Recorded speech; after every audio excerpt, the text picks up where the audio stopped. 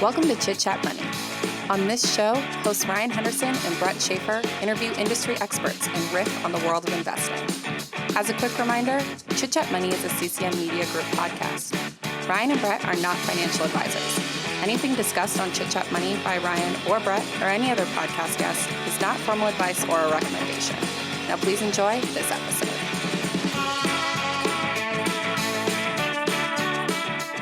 We are rolling. This is the fundamental analysis show on Chit Chat Money, and today we are talking Lightspeed. That might sound like some sort of VC firm, but it is actually a payment processor for small businesses.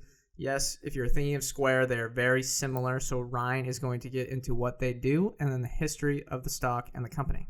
Lightspeed provides a cloud-based commerce platform that helps power small and medium-sized businesses all around the world. So their primary focus is really restaurants and retail, and apparently golf. Golf, yeah. I think they made an acquisition in golf, so they may have some sort of special product for them. Interesting. Okay. But they're offering an all-in-one point-of-sale system. That is what they've been selling on their website, essentially. And the system allows them to sell across channels, manage operations, engage with customers, accept payments, and grow small and medium-sized businesses. They have 77,000 worldwide customer locations. Every time someone swipes, they take 2.6% and 10 cents. I don't want to overdo it on how complicated the business is because they are basically the retail side of Square. I mean, and even in their investor relations page look the same. They try to have the sleek fire logo. It felt blatantly plagiarized. You know, on every Square earnings, whatever presentation, they have some picture that's supposed to be diversity with their device in it. Yeah. That's exactly what Lightspeed was doing. Yes. It was actually it almost looked like a word-for-word copy. But that doesn't mean they're a bad business. So I guess, what do you got next? History here? Yeah, Lightspeed was founded by Dax Da Silva in 2005 in Montreal, Canada. Da Silva is still the CEO, and their headquarters are still in Montreal, Canada. The company was initially founded to bring the, and I'm putting this in air quotes, Apple Store experience to retailers. Great. I'm not really sure what... I don't know what that means, but... they might have pivoted, so good for them. Yeah, hopefully they did. In 2012, Lightspeed received a $30 million investment round led by Excel Partners. That's a lot for an investment round. And they've acquired a few small companies since. Interesting note, though, in 2018, they brought in former Google CFO, Patrick Pichette. No, that's a big name, but Google's history of capital allocation has been a little poor, so I don't know. Is that even a red flag because of the other bets and stuff like that? I don't know, but I mean, it's a big CFO name. Of Google, big time name there. Yeah, good on them. And then they IPO'd in September, so basically a month ago. Wow. Oh, I didn't know it was that early. Let me double check that. But I think you might have been looking at maybe the U.S. exchange versus the Canadian exchange or something like that. You talk valuation, I'll look it up. Yeah. Okay. So valuation, enterprise value $3.57 billion. Ticker is LSPD, which makes me think it's a police department, like Louisville State Police Department or something like that. Price is $35.68 as of our recording date on October 15th, 2020. EV to sales 26. EV to gross profit of 43.3 and margin adjusted EV to sales, which is EV divided by gross margin and sales growth. That is 85, and they're unprofitable. So those are really the three numbers we look at. The balance sheet looked fine. They had a tiny bit of long-term debt, a lot of working capital. There's nothing really concerned there on the value. The valuation, you're really looking at that sales multiple, especially with how unprofitable they are. One question though, have we noticed that there's been a lot of higher margin adjusted EV to sales lately? Yeah, multiples are higher. They are higher in these unprofitable businesses. No secret. If you're looking at an unprofitable business, you're looking essentially at the revenue multiple, maybe the gross profit multiple, and then its earnings capacity. So if they got rid of how much of it is early expenses that doesn't carry with them as they scale. So you can kind of take a guess at what operating margins would look like eventually. Yeah, that's the whole reason we do that. And did you find the trading stuff? Because I got it here if you didn't. Yeah, New York Stock Exchanges. That was they IPO'd on the New York Stock Exchange in September. Okay. But prior to that, I think they were only on whatever the Canadian one is. The Toronto one, yeah, because I've seen here on Koifin that it's back all the way in October of 2019. So either way, it's pretty new. Yeah. Earnings, first quarter revenue was $36.2 million, up 51% year over year. Recurring software and payments revenue was $33.4 million, and that was up 57%. That's makes up, it looks like 90% roughly of the top line, which is a good sign. Mm-hmm. And then they had 60% gross margins. That's actually decreasing as they scale. Not always a good sign, but really you're paying attention mostly to the gross profit number there as opposed to just strictly gross margin. Am I getting that right? Yeah. And they stated that with their new products, the Lightspeed payments thing, that's going to be their in-house payments thing, which is similar to Square.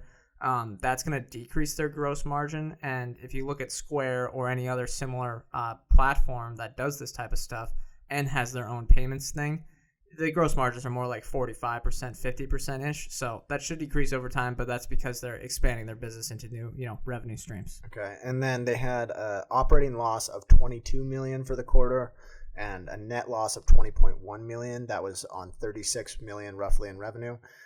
They had negative $6.4 million in operating cash flow, negative $7.4 if you include some stock-based compensation and acquisition-related costs. They had around $200 million in cash and cash equivalents. Their gross volume, essentially, which is basically just it's GTV on this, which I don't totally. It's the same gross as transaction volume. Yeah, it's the same as GMV. Yeah, that was $23 billion for the last 12 months. Other notes: research and development made up about 35% of their total operating expenses. That was the highest expense by far. So, all in all, I don't know. It's hard to gauge because you can't really tell. What you're going to look for here is the qualitative side of the customer retention, right? You want to be able to see what are they doing that's allowing the customers to come back over and over, how much of it is recurring. That way you can sort of gauge at scale what profitability will look like. If you're just looking at this just face value, yeah, it's not great earnings, but it's growing fast. Right. I agree. All right, we're going to take the ad break and then get back for the second half of the show here.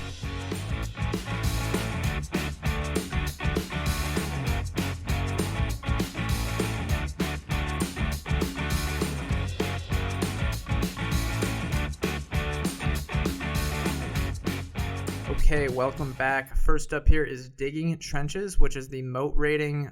Any competitive advantages here for Lightspeed?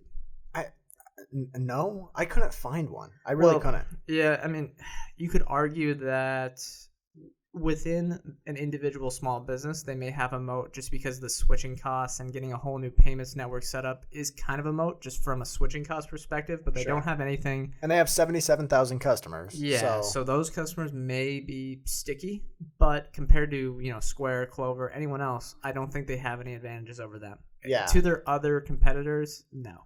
In terms of new entrants, you're basically picking between commodity products, right?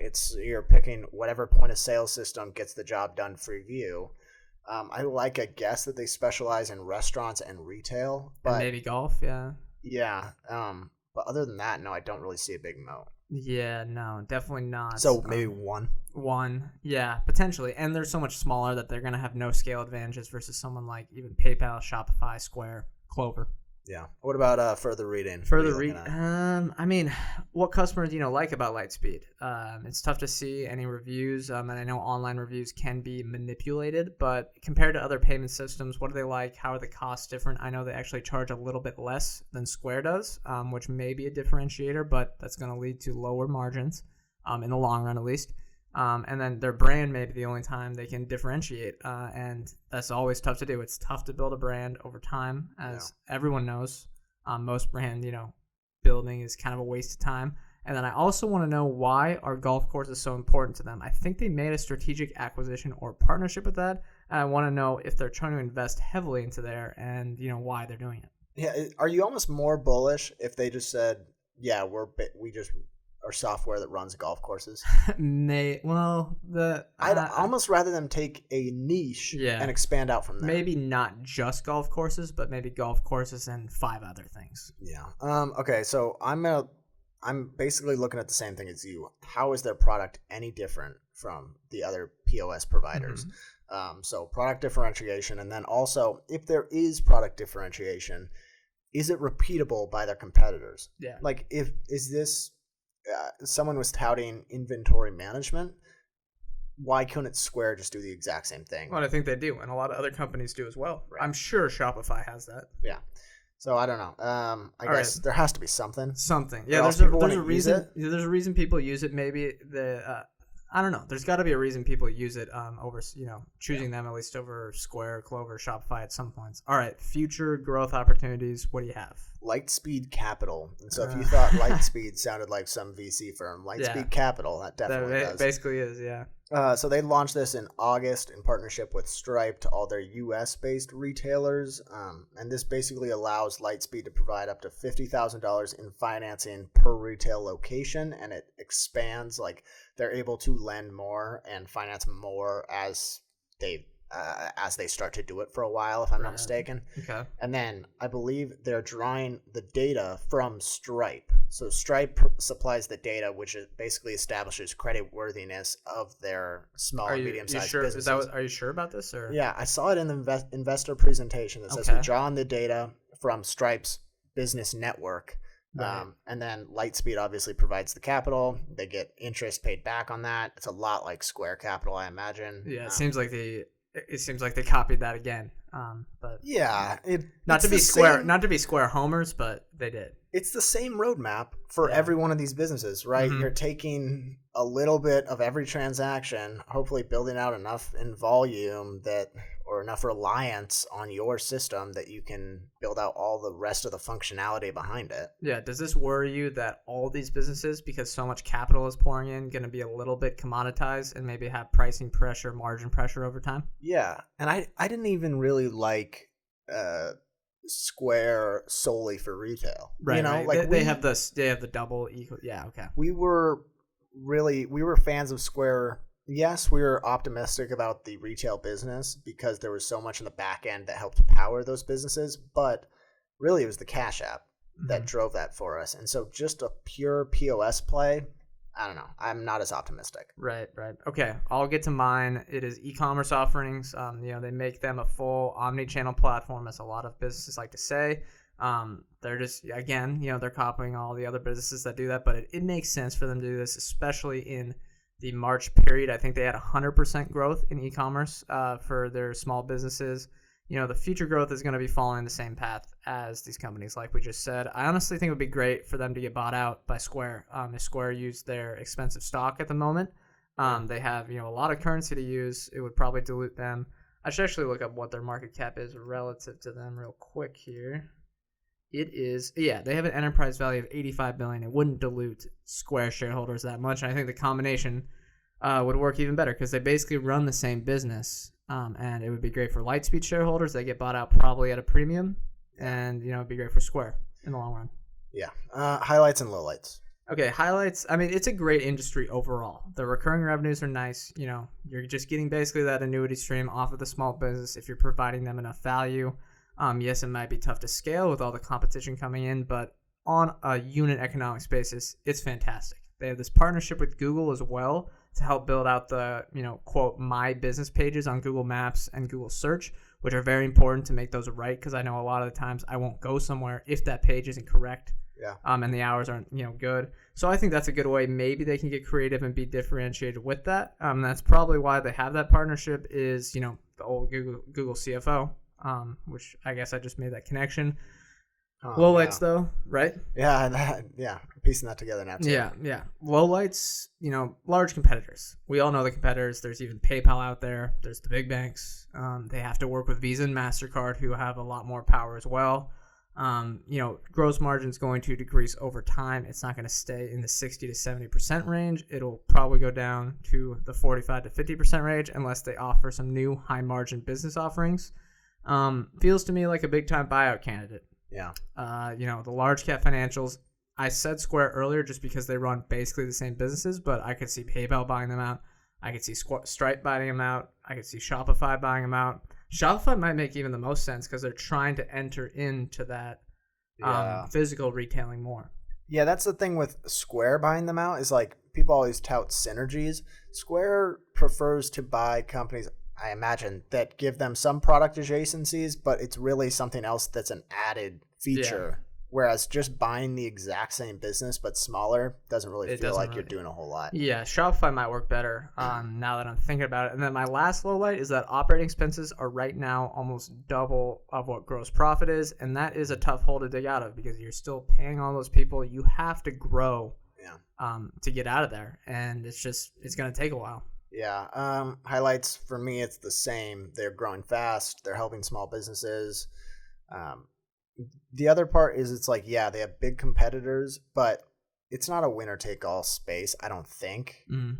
There's no reason just because, as a new small business, you're going to have to pick a POS provider and you're going to have to pick the back end systems that come with that point of sale system or hardware. But it doesn't mean it's all going to go towards one. Right. And the low lights for me, there's a floor in terms of how much they can charge, right? Yeah. And so if you're looking at it like big tech or bigger companies being able to price out Lightspeed, there's really a floor because even Square can't go that low with their take rate because Visa and MasterCard have to take it. There's a whole bunch of back-end payments parts that goes into that payment that Square is not getting all 2.6%.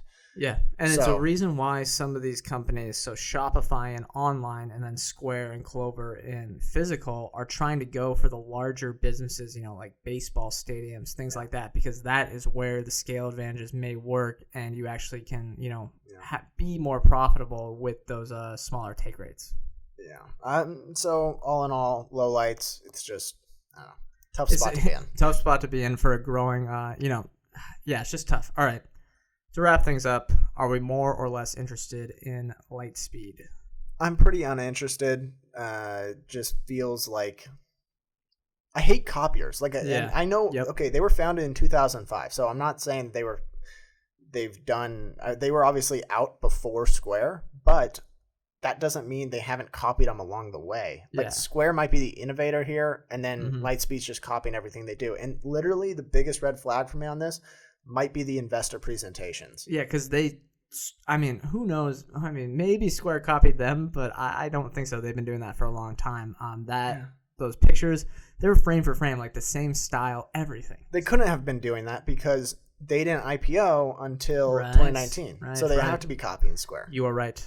I don't know. I'm pretty uninterested. Yeah, I'm uninterested. The only scenario I could see myself buying, owning shares is if they get to, cash flow positive eventually, and the sales multiple comes down a ton. At that point, if you think that they have a stable enough business and their customers are going to stick with them, it could be fine. Yeah, but at this price and at this at these operating margins, no way. If it was a lot cheaper and we saw the stability in the customers and the recurring revenue was, it's already 90% of the business, but I don't know. We need to see maybe a year or two of stability in terms of customers with them. Yeah, and getting closer to positive cash flow. The other part, it's not like consumer spending's really at a all-time high. It's not. COVID's still around. So, and I believe their last quarter numbers were a little impacted in terms of gross transaction volume. A little bit, yeah, but they still put up some good top line growth, which I think that's a positive there.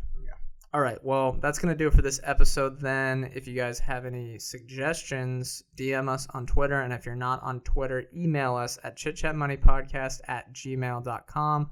Remember, we are not financial advisors, and anything we say on the show is not formal advice or recommendation. Thank you for listening to this episode. We'll see you all next week.